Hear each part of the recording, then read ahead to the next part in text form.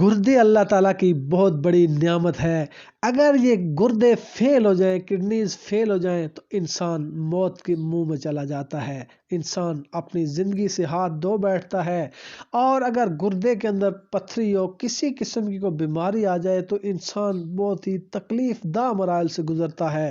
اور وہ لوگ جن کے گردے نہیں ہیں، پھر ان کو جب ڈائلسس ہوتا ہے تو وہ اس دوران بھی انتہائی تکلیف دہ مناظر سے گزرتے ہیں۔ ہر 3 دن کے بعد ان کا خون چینج ہوتا ہے، صاف کیا جاتا ہے، اور چونکہ ان کے گردے فیل ہو چکے ہوتے ہیں تو ان کو جب خون چینج ہوتا ہے تو اس دوران بھی وہ بہت ہی تکلیف دہ مراحل سے ان کو گزرنا پڑتا ہے۔ تو آج میں آپ کو گردوں کی بیماری کے لیے ایک انتہائی مجرب اور طاقتور وظیفہ بتاؤں گا۔ اللہ پاک کے ہاں کسی چیز کی کوئی کمی نہیں ہے، البتہ قیامت کے روز انسان یہ خواہش کرے گا کہ کاش دنیا میں اس کی کوئی دعا قبول نہ ہوتی۔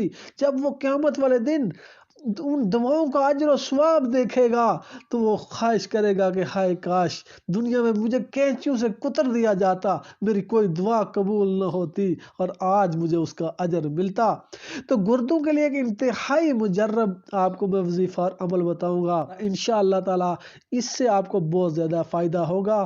کامل یقین کے ساتھ آپ نے نماز فجر کے بعد 313 مرتبہ اس دعا کو آپ نے پڑھنا ہے، اور پھر اللہ پاک سے دعا مانگنی ہے کہ یا اللہ یہ جو گردوں کی بیماری ہے اس سے شفا عطا فرما۔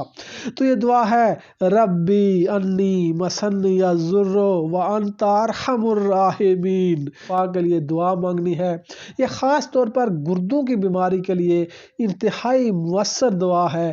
انشاءاللہ تعالی آپ 41 دن تک یہ وظیفہ کریں، اللہ تعالیٰ آپ کو اس بیماری سے اللہ پاک آپ کو شفا عطا فرمائیں گے۔